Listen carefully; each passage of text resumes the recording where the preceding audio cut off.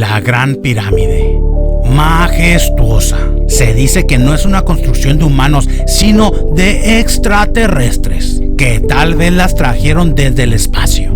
Pero sabemos quién las construyó. Veamos los hechos.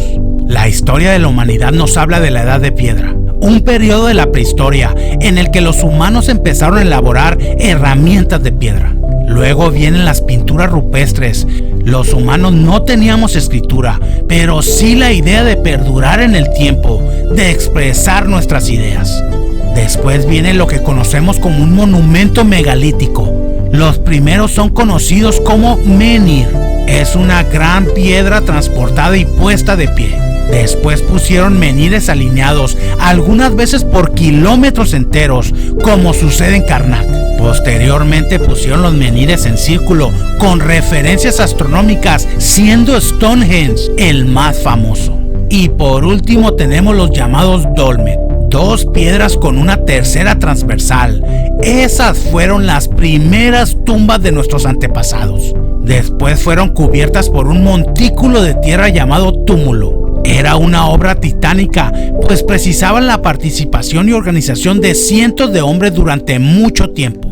Luego empezaron las construcciones simplemente amontonando piedras. Dicho lo anterior, podemos entender que en Egipto encontramos la misma evolución. El inicio de su civilización la tenemos en curta, ya que la Gran Pirámide no es el inicio de la civilización egipcia. También empezaron con pinturas rupestres miles de años atrás, siendo el ganado el animal más representado, tan real que parece que se mueve. Estas figuras talladas en la piedra nos revelan la sorprendente historia de cómo empezó la civilización egipcia. Allí también tenemos la que se considera el primer trabajo sobre una piedra en Egipto. Encontramos esta piedra de enormes dimensiones y muy bien labrada en este hoyo, 1 metro por encima de una gran roca que tiene forma de hongo y que le servía de base. Se puede comprobar que fue cuidadosamente trabajada. Las superficies fueron perfectamente pulidas y las aristas afiladas. También se aprecia que sabían cómo controlar el tamaño del bloque haciendo las incisiones que se ven en esta cara. Después, mediante una cuña, quitaban los pedazos sobrantes en los lugares exactos que querían. Es un ejemplo impresionante de piedra labrada y podría señalar el inicio de la fascinación de los egipcios por los trabajos con grandes piedras. Así como la primera piedra tallada para darle una forma, esto es una res. Este es el monumento tallado en piedra más antiguo de Egipto y se cree que data del año 5000 a.C. Con esa parte de atrás larga y una cabeza muy bien definida. Hoy el lugar todo luce desolado, pero era una tierra verde y fértil, la sabana. Pero el eje de la tierra se movió casi medio grado y eso tuvo un gran efecto en el clima, lo que obligó a los pobladores a irse a los lagos que se formaron en las temporadas de lluvia. Esa área se llama Nafda Playa, lugar donde hicieron su primer calendario. Este humilde montón de piedras que se ve aquí es, en realidad, uno de los calendarios más antiguos que conocemos. Consistía en un anillo y 2 alineaciones de piedras verticales que yo llamo puertas. Pueden verse aquí y allí, y una de las alineaciones señala exactamente el norte. La otra, que se ve aquí, orientada en esta dirección, señala la posición del Sol el 21 de junio. Este día comienza el verano, comienza la estación de las lluvias en esta franja de África. Y desde ese momento, cada tumba, cada templo, todo monumento estaría alineado conforme a las estrellas del cielo como adoración a los dioses. Y así tenemos el inicio de la religión. Con el tiempo los lagos se secaron, dejando a los egipcios con solamente una fuente de agua, el río Nilo. Así nace el Bajo y el Alto Egipto. Cada uno con su gobernante, ya se construían casas y alfarería. Y tenemos las primeras sepulturas. El cuerpo se colocaba en posición fetal y se metía en una tumba excavada, rodeado por algunas de las posesiones que había tenido en su vida terrenal, como alfarería, joyas o una paleta para preparar cosméticos. Ya no era solamente sepultar a una persona y ponerle a piedras arriba para evitar a los carroñeros. Luego viene la unificación de Egipto con el primer faraón, Narmer. Y con ese hecho, tenemos el primer sitio de sepulturas de faraones en Abidos. Aquí, 500 años antes de la construcción de las pirámides, los primeros reyes de Egipto fueron enterrados debajo de pequeños montículos bajos y rectangulares de arena y grava. Este tipo de montículos recordaban el primigenio montículo de la creación, el símbolo del rejuvenecimiento. Posteriormente, las tumbas reales las encontramos en Saqqara. Allí nace la mastaba, que significa banco en egipcio. Se construían para durar siempre, con ladrillos de barro, con un techo llano y con unos lados inclinados. Antes se les sepultaba casi escondiéndolos y ahora a la tumba se le ponían ladrillos de adobe encima para que todos supieran en dónde estaba enterrado el faraón. Entonces hubo otro cambio en la construcción con el faraón Zoser. Su recinto funerario estaba hecho de bloques de piedra en vez de ladrillos de adobe. También ordenó construir una barda o muro perimetral a su complejo funerario. Cuando el faraón fue a supervisar la obra, no le gustó que la mastaba de piedra no se observara a lo lejos debido a que era obstruida la vista por la barda o muro perimetral. El encargado de la obra fue Imhotep, quien hizo un nuevo diseño haciendo un poco más grande la mastaba.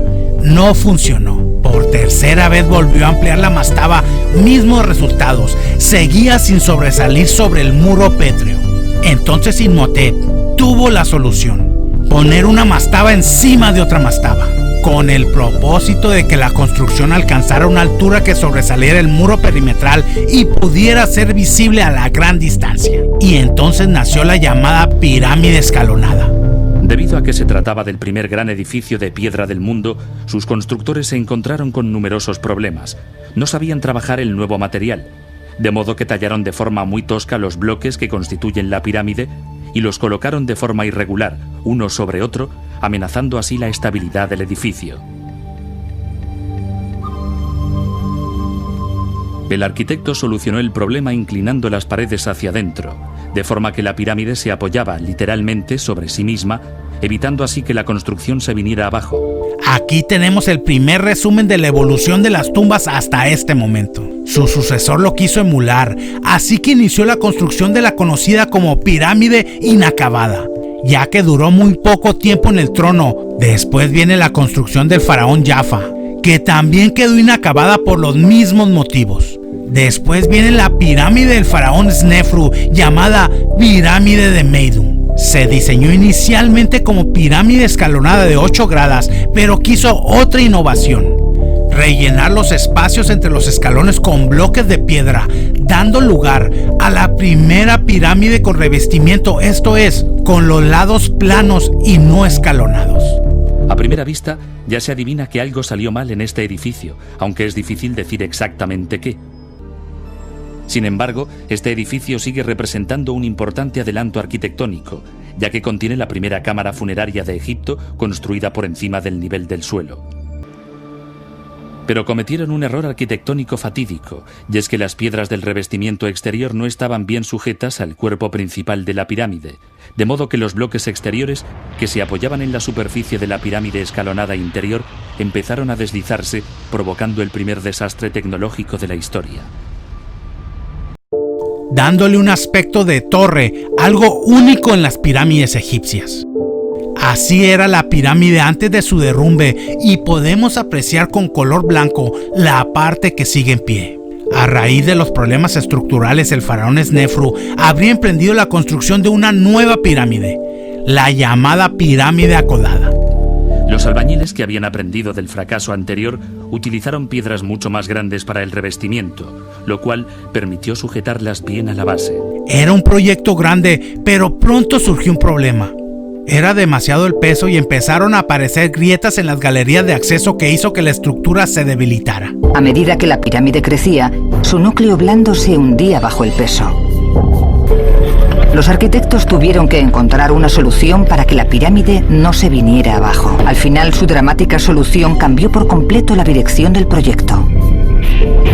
Los arquitectos disminuyeron el grado de inclinación de los costados de 55 a 43 grados, lo que redujo la altura de la pirámide en 30 metros y su peso en casi 400.000 toneladas. No quedó satisfecho con el resultado, pero ya con amplia experiencia, empezó la construcción de su tercera pirámide, la Pirámide Roja. Fue levantada de sus cimientos en un ángulo de 43 grados, representando la primera tentativa exitosa de erigir una pirámide con caras lisas de color blanco. Aquí podemos ver los restos de revestimiento calizo blanco a los pies de la Pirámide Roja, y ya solamente muestra el color rojizo de los bloques de su estructura interior. Llegamos al segundo resumen en la evolución de las pirámides. Después viene la pirámide del hijo de Snefru y la más famosa, la pirámide de Keops. Gracias a las pirámides de Snofru, los antiguos egipcios desarrollaron el arte de tallar, transportar y encajar los grandes bloques de piedra que utilizaron en Meidum, en Dashur y al final en la mayor pirámide de todas, la de Giza. Y ya entrado en gastos, Keops hizo construir 3 pirámides más para sus reinas en el lado oriental de la Gran Pirámide. Después se inició la construcción de la siguiente pirámide, la del faraón Kefren, también hijo de Snefru y situada al lado de la Gran Pirámide. En la actualidad, la pirámide ha perdido su revestimiento, aunque lo conserva en la cúspide, lo que la hace fácilmente identificable. Y para no quedarse atrás respecto a lo que había hecho su hermano, ordenó la construcción de la Esfinge, un monumento que compite en popularidad con la Gran Pirámide. La siguiente fue la del faraón Miserino, nieto de Keops. Debió ser de gran belleza por tener un suntuoso revestimiento hoy perdido de granito rosa de Asuán. Es la más identificable por ser la más pequeña de las 3 pirámides construidas en Giza. También Miserino ordenó la construcción de 3 pirámides para su reina en el lado sur. Existe una cuarta pirámide en Giza, generalmente olvidada, construida por el faraón siguiente de Keops y antes de Kefren. Fue construida con piedras de gran calidad que se utilizaron durante siglos para usos constructivos en el cercano El Cairo. Por ello, hoy no se levanta más de 10 metros de altura sobre el suelo. Aquí llegamos al tercer resumen en el modo que evolucionaron las pirámides hasta llegar a la perfección. La construcción de pirámides continuó, solamente que se encuentran en mal estado de conservación debido a que los materiales usados se repetían en casi todas. Después viene la decadencia del Imperio Egipto llamada la Era Negra, misma que trajo hambruna y alejó la riqueza de Egipto. La debilidad del poder monárquico tuvo como consecuencia lógica la desaparición de las grandes pirámides, cuya construcción solamente la podía afrontar un reino poderoso y organizado. Entonces viene el Imperio Medio y se recupera la tradición funeraria al estilo de las pirámides clásicas. Se utilizaron, sin embargo, materiales menos perdurables que en la época de esplendor, debido a la menor disponibilidad de medios. Fueron construidas con el núcleo de adobe y de piedra tallada el revestimiento, ahorrándose costes. Y ya no se ponían sus pertenencias en físico, sino en juguetes de madera. La única que sobresale de ese periodo es la llamada Pirámide Negra. Estaba coronada con un piramidón de basalto brillante negro, conservado hoy en el Museo Egipto del Cairo. Hasta aquí llegaron las construcciones de pirámides para los faraones, ya que empieza otro periodo negro en Egipto, al ser conquistado por los Hyksos y Nubios. Después vuelve a resurgir y se forma el Imperio Nuevo. Los faraones optaron por la construcción de hipogeos en vez de pirámides, una construcción subterránea o excavada en una roca con techos abovedados que utilizaron como lugar de enterramiento. La razón fue que el gasto por una pirámide era muy enorme, aunado que las pirámides eran como un faro para los ladrones, ya que con facilidad ubicaban el lugar donde se ocultaban los tesoros.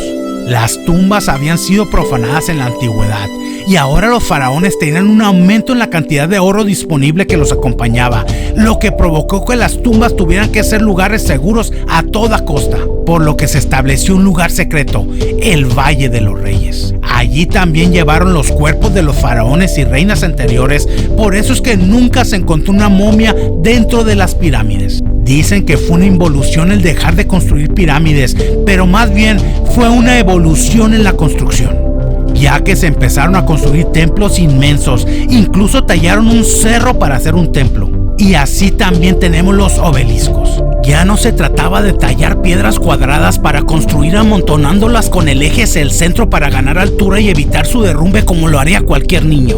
Se trataba de verdadero arte en la construcción, una perfección en el tallado de la piedra. En la construcción de las pirámides nunca ha sido fácil separar los hechos de la fantasía. Lo que para unas personas es una obra de ingeniería imposible aún hoy en día, para otros es la conclusión lógica del camino en la arquitectura funeraria. La Gran Pirámide no apareció de la nada. Hay que tener algo muy claro. Una cosa es saber cómo las construyeron y otra es saber la historia de las pirámides. No se debe subestimar el ingenio del hombre. La construcción de la Gran Pirámide no es una ocurrencia, sino el más grande logro de la humanidad en la Edad de Bronce. Los extraterrestres no tuvieron vela en el entierro.